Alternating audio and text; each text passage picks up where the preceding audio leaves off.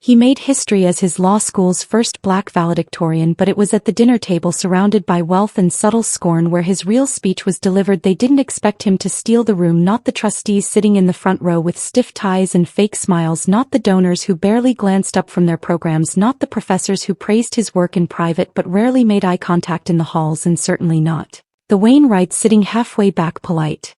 Smiles, arms crossed, already mentally at dinner. But Elijah Grant didn't come to meet expectations. He stood on the stage at Stanford Law School, tassel brushing his cheek, hands gripping the sides of the podium. His eyes scanned the crowd not with nerves but with focus. He spotted his mom first, 2 rows from the back, cheeks wet, hands clasped like she was still in Sunday church. Then he began, no notes, no hesitation. 3 years ago I walked into this building and couldn't find a single face that looked like mine in the faculty wing. The room quieted. 2 years ago I brought forward a case where black tenants were being pushed out of their homes illegally. I was told by a professor to pick battles that might actually matter in court. Silence heavier now. And last year I applied for a clerkship with a federal judge who said I was impressive but probably too assertive to fit in his chambers. Pause. I still got the position. Laughter broke the tension. Sharp and knowing. Elijah smiled just a little. His voice was smooth, deliberate, not angry, not dramatic, just certain. He spoke about the law not as a tool of control but as a mirror of values. He talked about fairness not as a lofty ideal but as something that had to be fought for. In rooms like the one he was standing in, he reminded them that the rules weren't neutral and neither were the people who enforced them. He made them remember when he ended, I didn't come here to belong, I came here to build something that will outlast all of us. The room rose.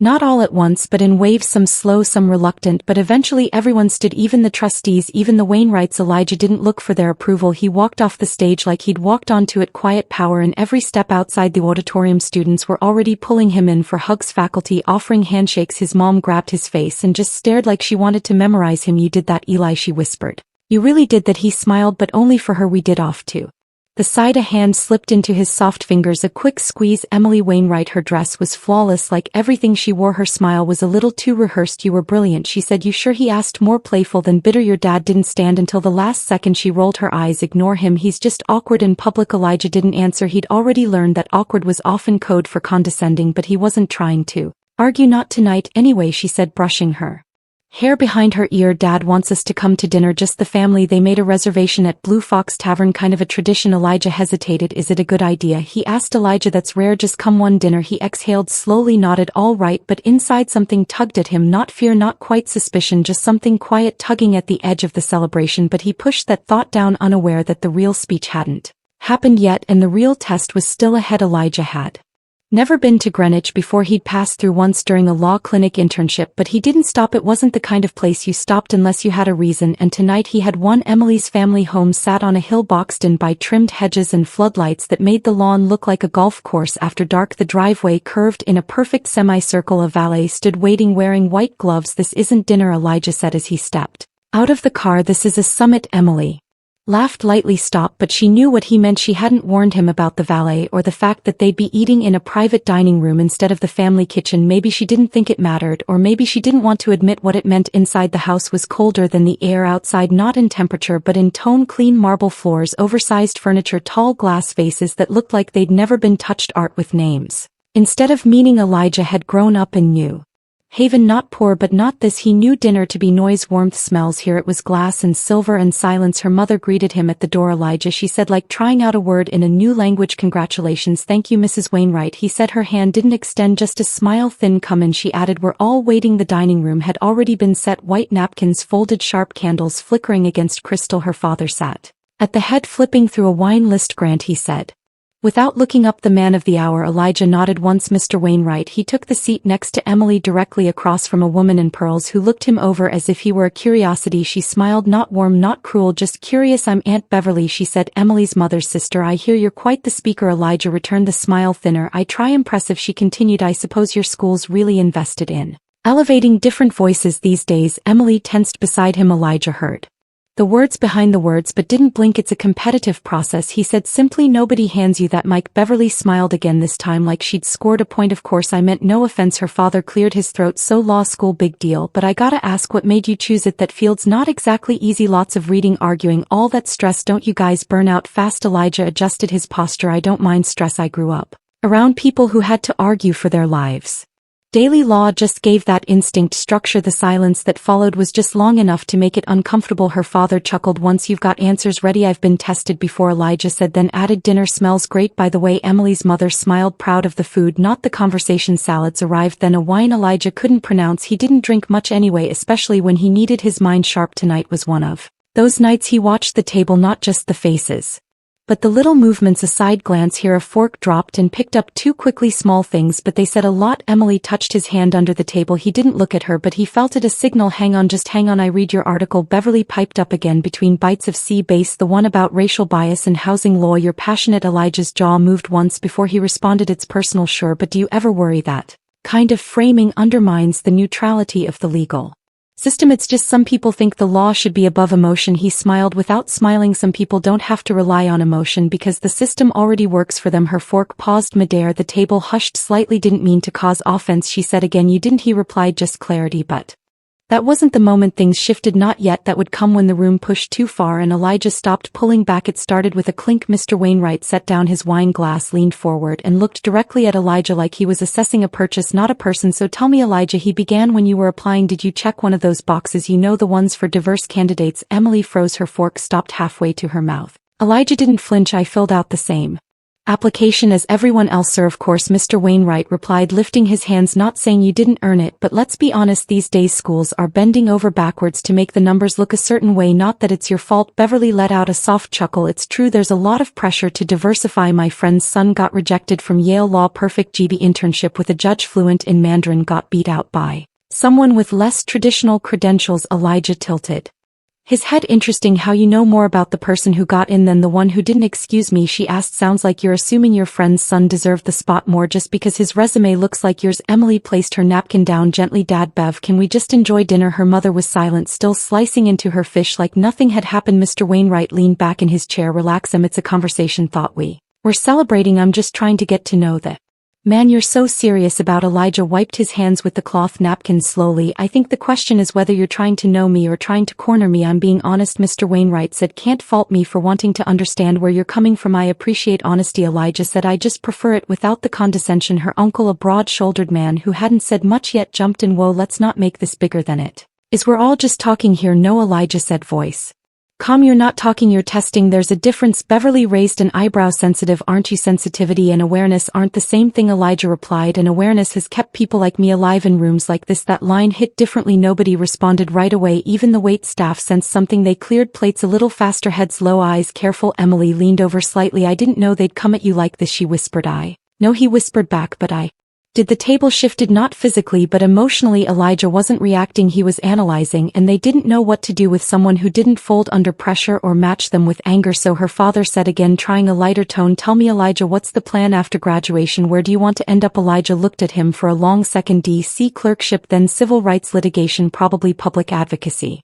but eventually federal bench. Beverly blinked. Federal judge, ambitious it has to be, he said. If I aim lower, someone will move the target again. Her mother spoke for the first time in 20 minutes. That's a cynical way to view the world. It's a realistic one, Elijah answered. Emily tapped her nail against her glass. A nervous habit. Maybe we should all try to stay off hot topics. Elijah smiled slightly, more for her than anyone else. It's not the topics that are hot, it's the temperature in the room when you're the one being asked to justify your place at the table. Silence again, but this one lasted longer. No one laughed, no one deflected, even the air felt different. But Elijah wasn't done yet. The table didn't know it, but the conversation was about to take a sharper turn, and no one at that table would come out of it the same. The main course arrived with awkward speed. Grilled duck with a blackberry reduction placed gently before guests who suddenly didn't seem all that hungry. The servers refilled glasses. Beverly pretended to be fascinated by her napkin ring. Mr. Wainwright stared at the centerpiece, swirling his wine. It was as if they were hoping to bury the last 10 minutes beneath expensive food, but Elijah wasn't going to make it that easy. He cut into his duck like he had all the time in the world, so he said, voice even, what made you all so curious about quotas tonight? I've been with Emily for almost 2 years. This is the first time you've really said more than 5 words to me. Beverly laughed nervously. It's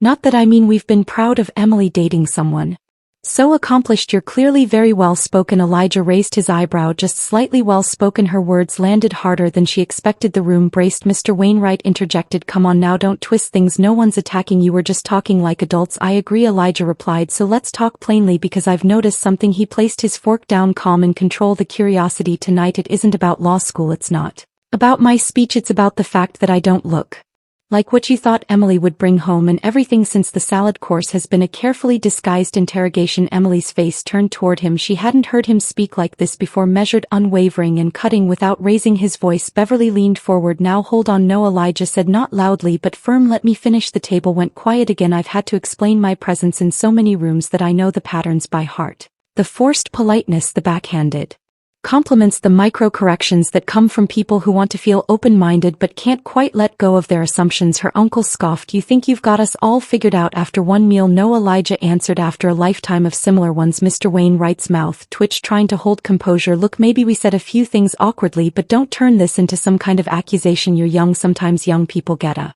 little carried away. Elijah didn't blink. I'm 24. I've passed the bar. I've clerked for 2 judges. I've been invited to speak at legal conferences with sitting members of Congress in the room. I don't say things I haven't thought through. Her mother finally looked up from her plate. You're clearly very intelligent, but there's also something to be said about grace. I agree, Elijah said without pause, which is why I've shown plenty of it so far. That one stopped her. Emily exhaled, shaky. I didn't want this to happen. I thought maybe they'd see you the way I do. Elijah looked at her for a moment. His expression softened. You didn't think they'd say anything, and that's the difference. She opened her mouth, then closed it again. The truth stung more than she expected from the other end of the table. Beverly tried once more. You're very composed, Elijah, but I wonder if you're always this defensive. How do you plan to work in high-stakes law? He turned to her slowly. I've worked in courtrooms where my clients were assumed guilty just for walking in. I've argued against lawyers who called my approach aggressive just because I didn't back down, and I've written legal opinions that made older men twice my age rewrite their arguments. Pause. If you think this dinner is high stakes, you haven't seen anything. The room absorbed that line in full. A long silence followed. Even the duck didn't look appetizing anymore, but the silence wouldn't last much longer. The conversation was shifting from subtle discomfort to something raw, and soon someone would cross a line that couldn't be walked back. It was the silence that did it, not the comments, not the smug glances or deflections. It was the silence, thick, drawn out, and full of something they couldn't name, that made Elijah decide he wouldn't leave that table with anything unsaid. He picked up his glass of water, took a slow sip, then he looked at Mr. Wainwright. Let me tell you about a case, he began, voice low but clear. A woman in Bridgeport, single mother working 2 jobs, comes home one day to find an eviction notice taped to her door. No one moved. She never missed a payment, but the building had changed hands. New owner wanted to clear out the units, raise the rent, upgrade the neighborhood. She was one of 6 families pushed out in under 3 months. No legal justification, just pressure and paperwork. He let the words sit a beat before continuing. She came to our legal aid clinic. I spent every spare hour pulling bank records, lease agreements, city code. We proved that the landlord fabricated violations to void leases. Beverly fidgeted in her chair. Her uncle looked down at his plate. We won, Elijah said. The court called it a calculated abuse of legal tools. That case helped trigger a city-wide audit. But here's what stuck with me, the look on her face when she realized someone finally believed her. He paused, placed his glass down. That's why I do what I do. That's why I don't stay neutral, because neutrality in the face of power is just quiet approval. Emily glanced around the table, waiting for someone to respond. Mr. Wainwright cleared his throat, trying to shift the tone. It's a good story. You clearly care. I respect that. I just think sometimes people like you get too personal. The law should stay clean, objective. Elijah gave a short laugh, not mocking, just tired. There's no such thing as clean law. There are just people pretending their version of the world is the only one worth writing down. That got her mother's attention. So are you saying everyone at this table is what, biased? He looked at her directly. I'm saying everyone at this table came in with assumptions, and I walked in knowing I'd have to prove more in one meal than most people do in a lifetime of dinners. Emily opened her mouth. Maybe we should know, Elijah said gently. It's okay, let me keep going. He turned to Beverly. You asked how I plan to survive high-stakes law. If I'm always on guard, easy. I've been on guard since I was old enough to be followed around a store, since teachers marked me disruptive for asking too many questions, since classmates asked if I got into college because I could run fast. Beverly's eyes narrowed. You're painting everyone with a pretty broad brush, don't you think? Elijah didn't blink. I'm holding a mirror. Whether you like the reflection is up to you. That line landed hard. You could almost hear the weight shift.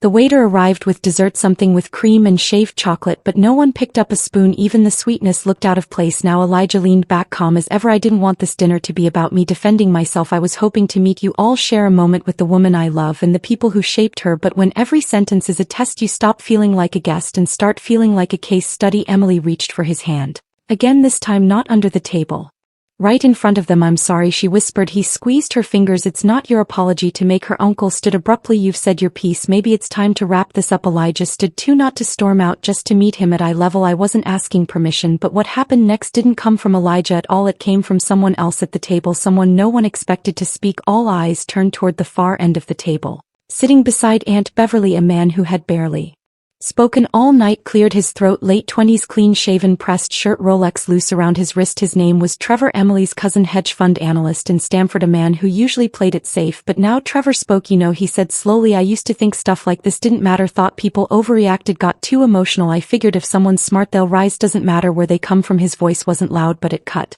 through the room like glass on tile. Then I started working under a guy who never let me lead meetings even though I hit every number. He'd joke that I was too soft. One day a new hire showed up, white guy, average performance, louder than me, took over meetings. In his second week the boss said he had leadership presence. Everyone stared at him. I realized then that I didn't start from the same line. Trevor continued, some of us have to prove we belong twice, once with our resume, then again when we walk in the door. Beverly turned. Trevor, this isn't. No, he interrupted, this is exactly what it is. He looked at Elijah. I heard your speech, and yeah, I stood late, not because I didn't respect it, I just needed a second to process that it came from someone who looked like me. Elijah gave a subtle nod, the kind that said I see you. Mr. Wainwright looked like he was trying to recalculate the whole conversation in his head. Beverly leaned back in her chair, stunned into silence. Even Emily's mother, who hadn't spoken for several minutes, seemed unsure where she stood anymore. Trevor wasn't finished. I don't know what I expected tonight, but I didn't expect to feel ashamed. Not of you, he said to Elijah, but of how used to this I've become, of how many rooms I've stayed quiet in. The silence that followed wasn't uncomfortable, it was honest. For the first time that evening no one was posturing. Mr. Wainwright tried to reclaim some control. Look, I'm not saying there's no bias out there, I'm just saying not every situation has to turn into a lecture. It's only a lecture when someone thinks they're being taught something they don't want to hear, Elijah replied, or when they already knew it. Trevor added quietly, but chose not to listen until it made them uncomfortable. Emily's mother pushed her plate away. Her voice was soft. We didn't mean to make you feel like you had to defend yourself tonight. I know, Elijah said, that's part of the problem. He didn't say it cruelly. There was no triumph in his tone, just tired truth. Beverly folded her napkin, lips tight. I'll be honest, Elijah, you made me feel cornered, like I couldn't say anything without it being interpreted as an insult. I know that feeling well, he said. I've just learned to live with it. No one had a reply for that. The dessert remained untouched. Coffee went cold. Even the perfect lighting couldn't soften the air in the room. Now Elijah stood again, this time with finality. I appreciate the dinner, I really do, but respect isn't just about being invited. It's about being treated like I belong without having to prove it first. Emily rose too, slipping her arm through his. Trevor gave him a small nod, then looked at the others. Maybe next time we'll ask more questions to understand, not just to test. But the real moment of clarity wouldn't happen at the table, it would come later, between Elijah and Emily, when the night's words could no longer be left hanging between them. The car ride was quiet, not tense, just quiet in a way that made every street light feel louder than it should. Elijah drove with one hand resting on the wheel, the other loose in his lap. Emily sat beside him, staring out the window as if the darkened sidewalks held answers she couldn't find in her own reflection. I didn't think they'd go there, she said finally. Elijah didn't look at her. I did. I know you said as much. Her voice cracked. But I guess I hoped it wouldn't happen, that maybe just once they'd act like decent people. He turned onto Elm Street, passing a quiet row of storefronts. They didn't yell, they didn't curse, they didn't call me anything ugly, but they made me feel like a stranger in a room I was invited into. Emily leaned her head against the window. I should have stopped them sooner. He glanced at her. Why didn't you? She didn't answer right away. When she finally did, her words came slowly. Because I didn't want to believe it, because it's easier to pretend people you love don't carry those ideas, and because I was afraid that if I stood up to them they'd look at me the way they looked at you. That admission hit hard, not just for her but for him too. He pulled over into a small parking lot, the kind tucked behind closed shops and flickering neon signs. They sat in the car with the engine humming low. You love them, Elijah said. I do, she whispered, but tonight made me realize I don't know if they really know me, not all of me, not the version that loves you. Elijah finally turned toward her. This isn't about choosing between people, it's about what you tolerate in the people you love. Emily's eyes glistened. I didn't see them clearly until tonight. I've always known they were elitist, snobbish even, but I thought they were harmless. They weren't harmless tonight. I know. She turned in her seat to face him. Why didn't you leave? Why didn't you just walk out when it started? Elijah exhaled through his nose. Because I've walked out of too many rooms already. I wanted to see what would happen if I stayed and told the truth. Emily nodded slowly, and then I think maybe for the first time they listened, even if they hated every second of it. He reached out gently, brushing her knuckles with his thumb. What about you? I heard everything she said, and I hated how familiar some of it sounded in my own head. Things I've heard before and let slide, things I've thought were harmless because they weren't aimed at me. She paused. I don't want to be that person anymore. The car felt still in a way that wasn't heavy, just honest. Elijah said, there's still a lot to unpack for both of us. I know, she said, but I'd rather start now than pretend it didn't happen. He gave a small smile. That's the real reason I stayed. You know what is, to see if you were going to pretend. She reached over and took his hand fully, now fingers wrapping tight I'm not, but even as they sat in that car processing the wreckage of a night meant to celebrate, they didn't yet realize that the impact of that conversation would echo far beyond the dinner, and not everyone would walk away unchanged. The next morning Elijah's phone buzzed twice before he decided to look. One new voicemail, unknown number. He didn't answer unknowns, but something told him this one wasn't spam. He hit play. Hi Elijah, this is Trevor. I had just wanted to say thank you for yesterday, you said. Things I've swallowed for years, and it messed me up in a good way. I've already had 2 conversations this morning that felt different, felt honest. I'm not sure what happens next, but yeah, I needed that. He ended the message with a quiet breath, like even leaving it had taken effort. Elijah put the phone down. He didn't smile, but something in his chest felt lighter. Later that afternoon, Emily texted, "Call when you're free, Mom wants to talk." He waited a few minutes before calling, not out of reluctance, but to prepare himself. When her mother answered, she didn't waste time. "Elijah," she said, voice surprisingly level, "I owe you an apology." He said nothing, letting her continue. "I didn't speak up last night, not when I should have, and I let my silence send a message I didn't mean to send." Still Elijah said nothing. "I'm not calling to defend myself, just to say I heard you, and I'm sorry." He spoke at last. "What did you hear?" She hesitated, but not for long. "That you didn't feel like a guest, that you felt on trial, and that's not how anyone should feel at our table." He nodded slowly. "I appreciate you saying that. I don't know how to fix all of it," she admitted, "but I want to start by owning my part." "That's a start," he said, and meant it. They didn't talk long, and there was no grand closure, but it wasn't nothing. Later Emily showed up at his apartment with takeout in one hand and a printed email in the other. "This," she said, handing him the paper, "is from Beverly." Elijah raised an eyebrow. She couldn't say it out loud, but she wrote it down. "Small steps, right?" He unfolded the email. It was short, not sentimental, but honest. "Elijah, last night challenged me in a way I didn't expect. You were right. I didn't listen. I reacted. I'm going to do better, not for approval, but because it's overdue." Beverly. He read it twice. "Did you read it?" he asked Emily. She nodded. "She sent it to me too." Said she needed to sit with her discomfort before she could own it. "That's something," he said. They ate on the couch, their bodies close but not tangled. "No performance, just rest." "Do you regret going?" Emily asked quietly between bites. "No," Elijah said. "I regret that it went exactly how I thought it might, but I don't regret staying." She leaned her head on his shoulder. "Me neither." He put down his plate and let his hand find hers again. "You know," he said after a beat, "I used to think changing minds meant shouting louder, writing longer, out arguing everyone, and now I think it's about holding your ground long enough for the room to shift, even just a little." She looked up at him. "You didn't just shift it, you redefined it." But for Elijah it was never about conquering the room. It was about making sure the next person didn't have to walk in ready for battle. 2 days later Elijah drove back to New Haven. The sky was the color of concrete, but the air was warm. He liked drives like this, quiet roads, music, low thoughts moving freely, not the kind that tangled him up, but the kind that sorted things out. Slowly he thought about that dinner. He replayed the moments, the tension, the precision it took to respond without exploding, the way Beverly's voice tightened, the shift in Trevor's posture, Emily's hand under the table. All of it. It hadn't been a victory, not in the traditional sense, but it hadn't been a loss either. It had been necessary. At a red light he checked his phone. A new message from Trevor. "Heard back from the board about that diversity initiative I proposed. It's happening. Thanks for the push, even if you didn't mean to give it." Elijah smiled. Then another notification, a message from someone he didn't recognize. "Hi Elijah, I'm a friend of Trevor's. He sent me your graduation speech. Just wanted to say thank you for putting into words what so many of us have felt. I've shared it with my team. We needed it." He placed the phone back down, the screen still glowing faintly beside him. He didn't set out to be a symbol. He hated that idea. He was just a man who knew what it felt like to walk into rooms where he wasn't expected to stay long. But this time he hadn't just stayed, he'd shifted the air. He thought about his mom, what she would have said about all this. She'd probably remind him not to get too proud, but her eyes would have said everything else. His phone buzzed again. This time it was Emily. "Thinking about you. I know this weekend didn't fix everything, but it broke something that needed breaking." He read the message twice. It was the kind of sentence that lingered in the chest, not just the mind. He pulled into the driveway of his apartment, engine ticking as it cooled. The neighborhood was quieter than Greenwich. No valets, no fountains, just neighbors and street lights and the distant sound of a basketball hitting pavement somewhere nearby. Elijah sat in the car a moment longer. He thought about every dinner he'd been quiet through. Every moment he swallowed his thoughts. Every time someone told him he was impressive, like it was a surprise. This time he'd said something. This time someone listened. That mattered. It wouldn't change every room, but it would change some, and that was enough for now. He stepped out of the car, briefcase in hand, and walked inside. As he unlocked the door he thought of one last thing. Brilliance isn't about speaking loudly, it's about being so clear, so grounded, so undeniable that the room has no choice but to adjust. And maybe the next time someone like him walks in, they won't be treated like a visitor, they'll be treated like they belong, because they always did. If this story moved you or made you think differently, share it, talk about it, let it live beyond this screen. And if you're someone who's ever been made to feel like you had to prove your right to be in the room, know this: your presence is not a gift to the room, it's a test for the room. Subscribe to the channel for more human stories that challenge, reflect, and remind us what really matters.